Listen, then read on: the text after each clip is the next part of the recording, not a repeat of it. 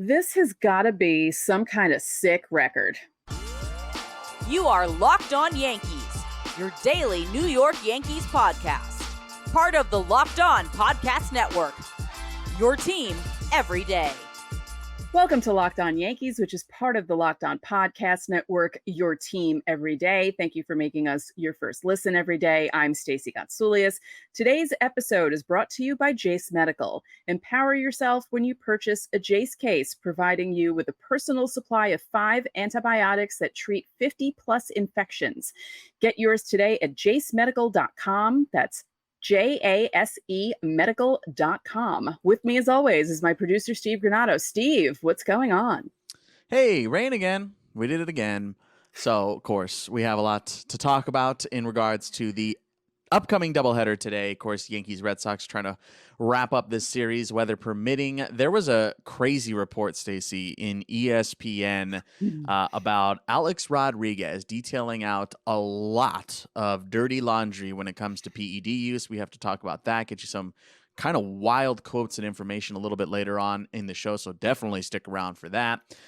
First, Stacey, we talked about it yesterday. We've talked about it all year. From day one, the injury bug has been infiltrating the Yankees clubhouse. So today we thought it would be, big air quotes, fun to go over literally every injury this season. Mm-hmm. And we have it all for you here today. So let's go ahead and take a look at every injury in the 2023 season. So here they are. For our YouTube viewers, we have every single one listed. For our audio listeners, don't worry, we're going to read every single one of them. So let's start before the season even started. That's where we're going to begin, all the way back on March 30th. The Yankees began with all these injuries: Tommy Kahnle, Ben Rortvedt, Scott Effross, Luis Gil, Frankie Montas, Luis Severino, and Carlos Rodon. We have what I have marked, and Stacey has agreed, in red. All those injuries are season-altering injuries, and all the yellow ones are big but not season-altering.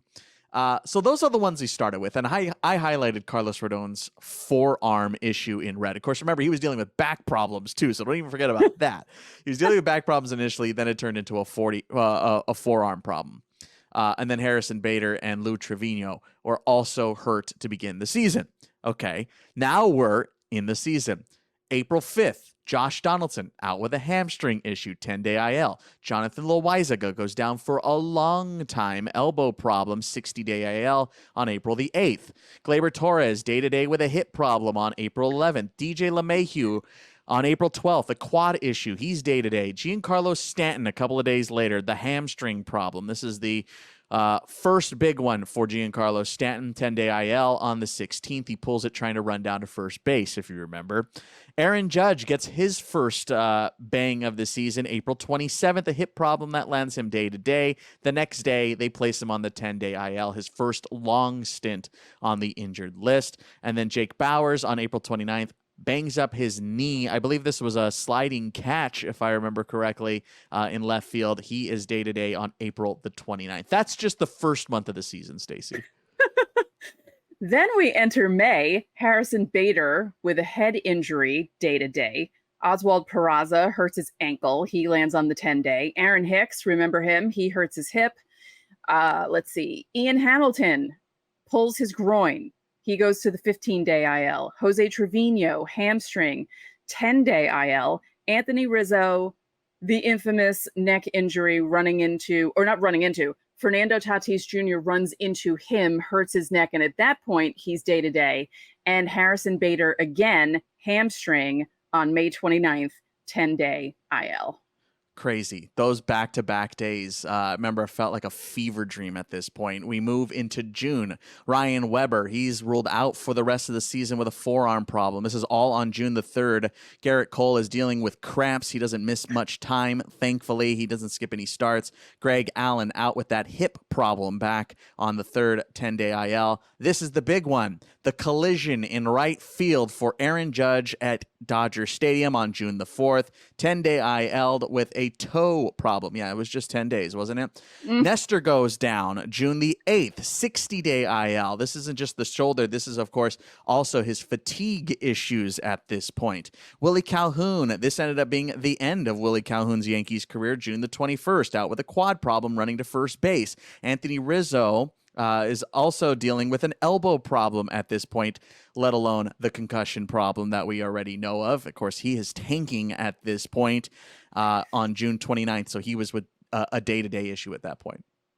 Then we enter July. Jake Bauers, shoulder, 10-day IL. July 16th, Josh Donaldson, calf, goes on the 60-day IL. Jose Trevino, wrist, 60-day IL. Harrison Bader again, this time a rib, day-to-day. And Gleyber Torres on July 23rd ends the month with a hip problem, but he was only day-to-day. But still, he entered the fray. Gleyber's going through it at this point. And then this is finally, as we enter August, just a month ago, but feels like a lifetime. This is finally when the Yankees put Anthony Rizzo on the 60-day with the concussion problem. So this is August 3rd. That's one of our big markers of the season. Carlos Rodon, this is the second long stint for him. He misses a couple of weeks on August the 6th with a hamstring problem. And then this is when Nestor is shut down August 8th with shoulder and, again, the fatigue problems once more. DJ LeMahieu out on the 9th day-to-day. Billy McKinney ends up getting hurt with a back problem on the 19th. Gets placed officially on the 10-day on the 21st, which we have not seen him since. And then August 31st, Ian Hamilton once more, his second injury of the season with a back problem, 15-day IL. Groin. Gleyber is the back. That's the next one. Oh, thank you. Ian Hamilton re-injured the groin. I think that he hurt in Toronto earlier in the month. Gleyber back day-to-day, September 1st, starting off right. Keenan Middleton, shoulder, 15-day IL. Luis Severino, his side. We all saw it happen on TV. 15-day IL, but end of the season for him and end of his Yankee career. Albert Abreu hurts his hamstring. Jonathan Loaizaga, elbow problem again on September 10th. And the big blow, just for everyone, because we were having such a good time watching him in his brief time with the Yankees, Jason Dominguez with his elbow and probable Tommy John surgery looming. Is that all? Is that all? At least for now, that's all. We still got some time left here, Stacey. Like I said, for our YouTube viewers, we have the bigger ones in yellow, the biggest ones in red. And Stacey, I feel like, again, I've said it before in the show, if you don't laugh, you cry. So right. let's hand out some awards here. This is barring the last couple of weeks of play, but some awards, Stacey, for 3 categories. Let's go with your worst injury of the season. I'm going to say Rodon, his first one, just right off the bat. No pun intended. Because he pitches.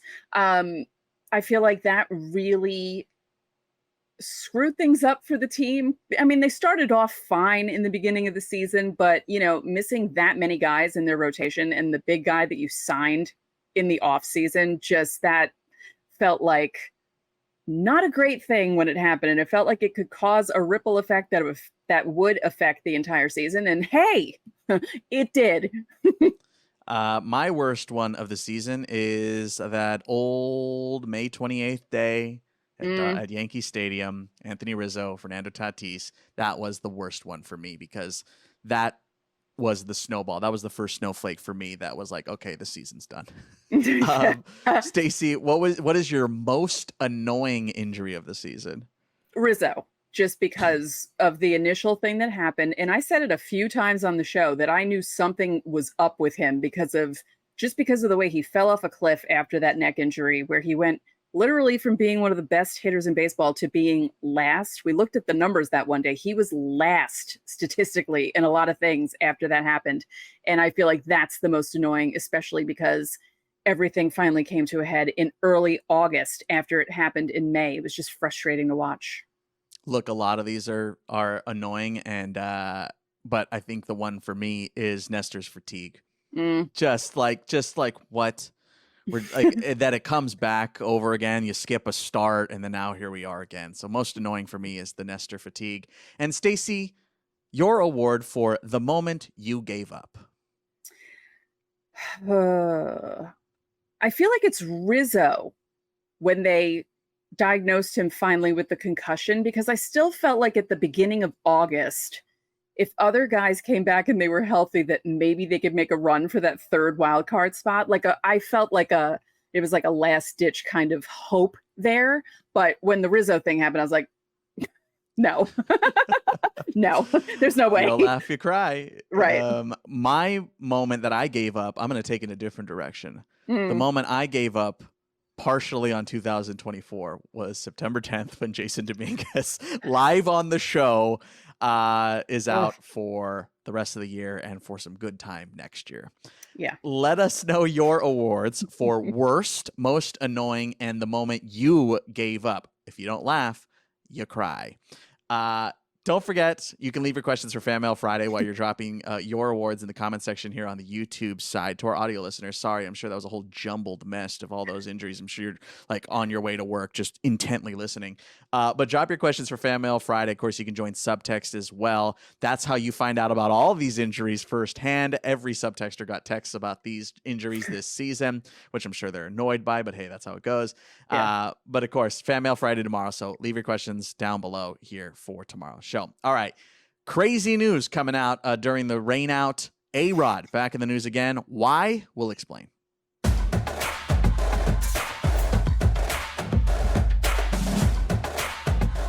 Passion, drive, and patience. What brings home the winning trophy is also what keeps your ride or die alive. eBay Motors has everything you need to maintain your vehicle and level it up to peak performance. From superchargers, roof racks, exhaust kits, LED headlights, and more. Whether you're into speed, power, or style, eBay Motors has got you covered. And with eBay Guaranteed Fit, your part is guaranteed to fit your ride every time or your money back. Because with eBay Motors, you're burning rubber, not cash. With all the parts you need at the prices you want, it's easy to turn your car into the MVP and bring home that win. Keep your ride or die alive at ebay.com/motors. eBay Guaranteed Fit is only available to U.S. customers. Eligible items only. Exclusions apply.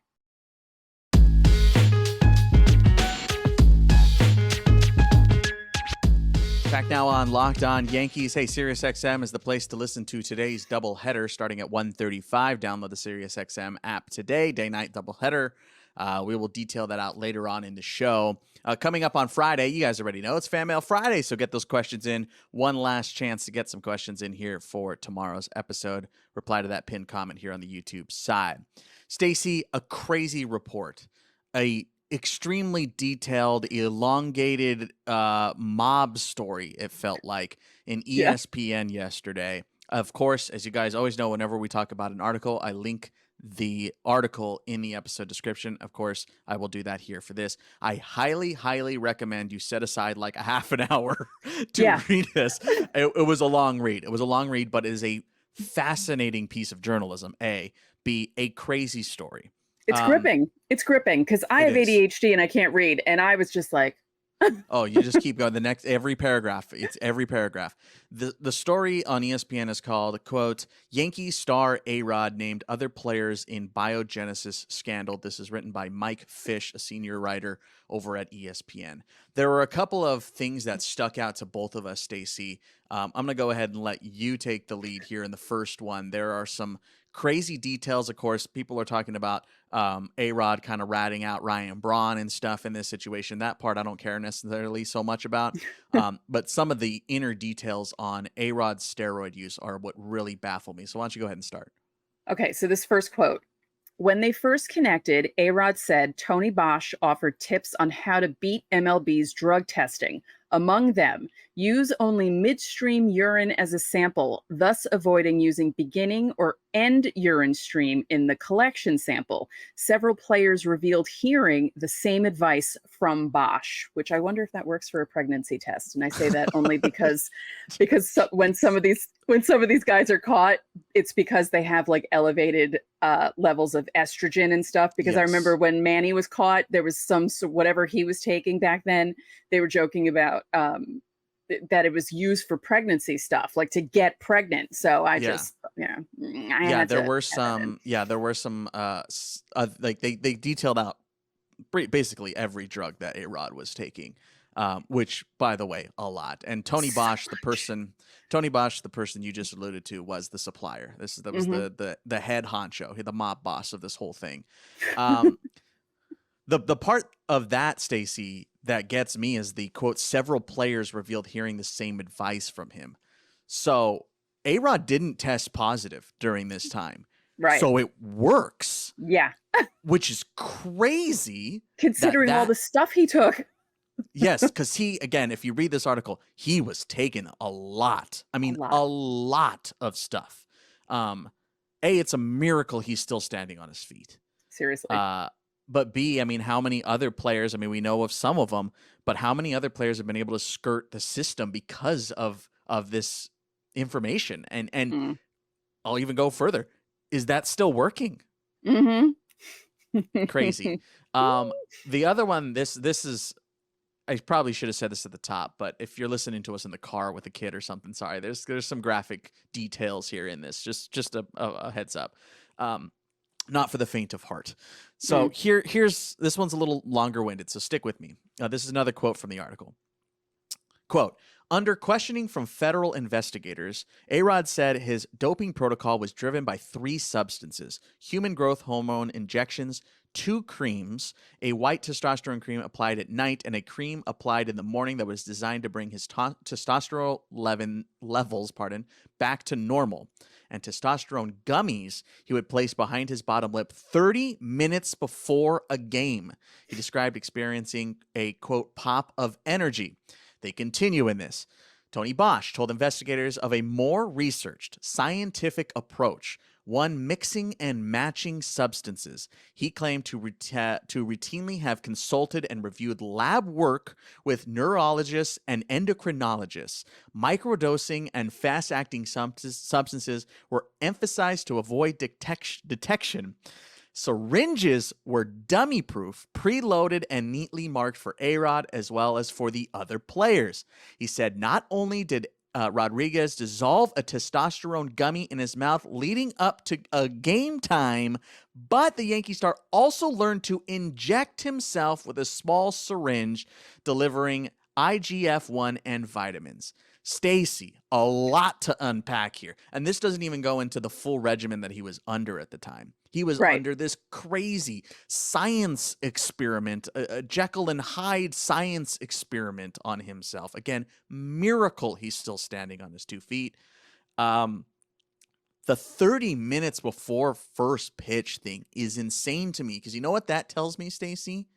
He's doing it in the clubhouse.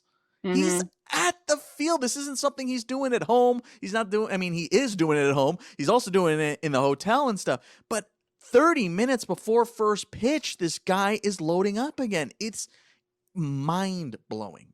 The whole thing is mind-blowing to me, because a lot of this started after everything that happened in 2009, when he was called out for his previous steroid use, and Selena Roberts wrote that piece in the New York Times, and then he gets on TV with Katie Couric and he denies everything. And we were speaking before the show, and I said, he wanted to please everyone and hit the ball and do it by any means possible. And if he couldn't do it by himself, he wanted help. But the thing about A-Rod was, he was a good baseball player without the steroids. He didn't need them. And that's the most annoying thing about him, that he would have still been a really great baseball player if he didn't put all of this stuff into his body. And I find it fascinating that this all started after that. And I feel like his performance in 2009 and getting back in the good graces with Yankee fans, because he helped lead them to that World Series and win the World Series. I know Matsui won the MVP, but A-Rod did some things in that World Series. And I feel like he was feeling pressure to keep up that level of performance for the rest of his contract. And this is the way he chose to do it. Yeah, I mean, he had that big hit that really solidified them against the Phillies there during that World Series. So he did have that one big moment. But yeah, it's baffling. And we're not even talking about, there's some stuff about Rob Manfred in here and his involvement in trying to bring that blank down, that MF down, when referring to A-Rod about this whole thing. there's so much. Again, And I now they're highly, buddy, and it's, yeah, and let alone just that A-Rod's front and center when it comes to baseball on ESPN, and now he's gonna get this Fox thing, and like it is he was about to buy the Mets. Like, it's crazy to me how this all has happened. Like, this is a weird, crazy thing. And it kind of leads me to this part of it. Again, highly recommend, go read it. It is so worth your time. If you call yourself a baseball fan, this is, or just a fan of good journalism, it is a wild ride to read. But I wanted to ask you, Stacey, look, you got your finger on the pulse more being a Yankees fan your whole life. You lived through this saga. You watched through this saga. You were part of the media during sagas of this as well. So when it comes to A-Rod and the Yankees fan base, where are those two things at? What do you think Yankees fans think of when they think of A-Rod? Maybe before the story, maybe after it. Just your vision of Yankee fandom surrounding Alex Rodriguez. Well, there are two factions. There are the ones that'll never forgive him for his transgressions and like appreciate what he did in '09, but they think he's evil and they don't want him anywhere around the Yankees. And then there are other people who think, well, other guys did the same stuff, maybe not to the level that he did, because if you read this article, you'll see the levels to which he did this stuff. But there are other people who are just like, this is him with all his lumps, and you can't change history. He was part of the Yankees, and you can't really ignore it. And you may not like the guy, but you can like what he did for the team when he played. I mean, it's just crazy to me that, yes, you can't change history, but he had a chance to rewrite it.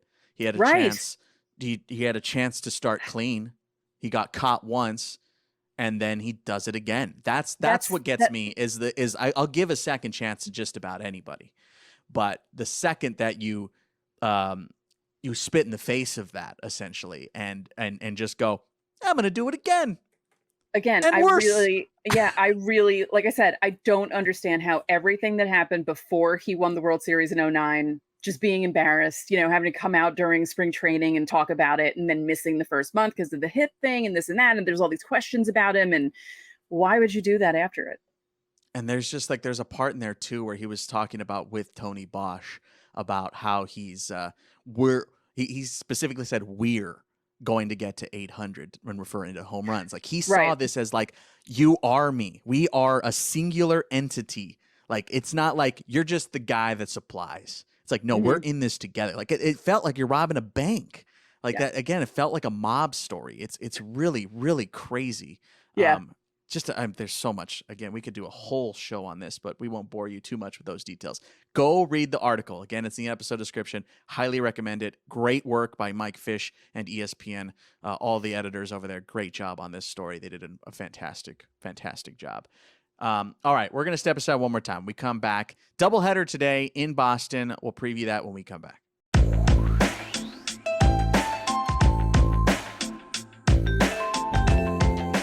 Everyone should be empowered to care for themselves and their loved ones during the unexpected. That's why our new sponsor, Jace Medical, offers the Jace Case. The Jace Case provides 5 life-saving antibiotics for emergency use and gives you peace of mind so that you are not just hoping that you have access to medication in an emergency. Jace Medical makes sure you have the medication in hand. Jace Medical is simple. They handle everything from the online evaluation to licensed pharmacy medication delivery and ongoing consultation and care. So don't get caught unprepared. Save more than $360 by getting these life-saving antibiotics with Jace Medical, plus an additional $20 off by using code LOCKEDON at checkout on jacemedical.com. That's JASE medical.com, promo code LOCKEDON.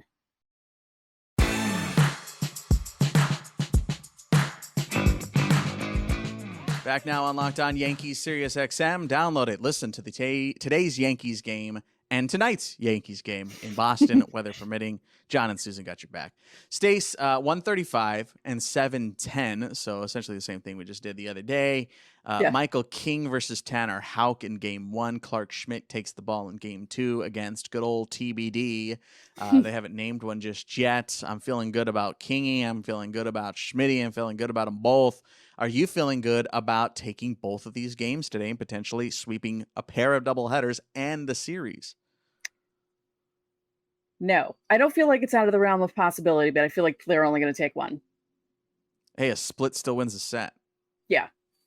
I feel like it's not going to be Yankees win one doubleheader, Red Sox win the other doubleheader. I don't feel like that's going to happen. I feel like the Yankees will win at least one. That's fair. I'm with you on that. I think I'm curious to see again how this lineup shakes out. That first day off, that unintentional day off, ended up kind of helping the Yankees a little bit because Everson Pereira was able to play again. Oswald was able to play. They get Flo into the leadoff spot there as well. So Florial was slated to be in the leadoff spot again in center field for Wednesday's game. Obviously didn't happen. So curious to see how things shake up for Boone. Yeah. Is he going to try and get IKF in there again? Where we've seen IKF at third here in this series. So a lot to work with at this point. And just again, the way Boone was able to handle the bullpen in game 2 with the Vasquez, Brito, throw it at a dart at the board, and you get Bowman, you get Misevich. I'm curious to see how that all shakes out here today, again, with the day off. I mean, it feels like pretty much everybody is just about available, save, Vasquez, Brito. Right. I was going to say, I'm like the day off, the rain delay day, again, helps with the 2 games lineup wise and bullpen wise. So it'll be interesting to see which guys pitch which game and how the games go. I'm feeling good about Michael King. I'll say that. I'm feeling good about Michael King. Oh, yeah. He's been super promising. It was like 5 innings last time out of solid baseball. Yeah. Yeah, I'm feeling really good. I mean, he's been solid ever since switching over to the rotation.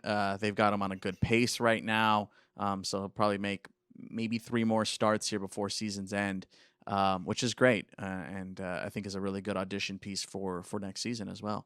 Mm-hmm. And we talked a lot about Clarke Schmidt yesterday, so there's no point in talking about Clarke Schmidt here today. But we'll see. I mean, it would be sweet to walk out of there not only with a pair of doubleheader sweeps, but to sweep the set. That's, again, we talked about it, trying to end the Red Sox season here, and they have a total opportunity to do it. Yeah, after the Red Sox ruined their season previously by beating them in every game, this or almost every game, this would be good. Yeah. Yeah. One nail in the coffin, potential leading to that Toronto series too, would be the Yankees can catch fire here and then take down Toronto later on. Nothing would make me happier right now than that. Just for personal reasons, I have a Toronto fan who's on my rear end, and I would like for the Yankees to be the ones to knock them out of the wild card race. So all possible still. All possible. Mm-hmm. Again, 1:35 and 7:10 today, so make sure to listen to that on Sirius XM, and make sure to stick around for tomorrow's show. Fan Mail Friday. Get your questions. It's your last chance. Reply to that pinned comment down below. We want to hear about your injury awards. We want to hear about what you're thinking about the A-Rod stuff. I'm sure you guys have a lot of opinions on all that. Can't wait to read your comments here on YouTube. But, of course, tomorrow's show, Fan Mail Friday, so make sure to hit subscribe and you won't miss it. That's going to do it for today's Locked On Yankees. I'm Steve Granado. And I'm Stacey Gatsoulias. We'll see you tomorrow.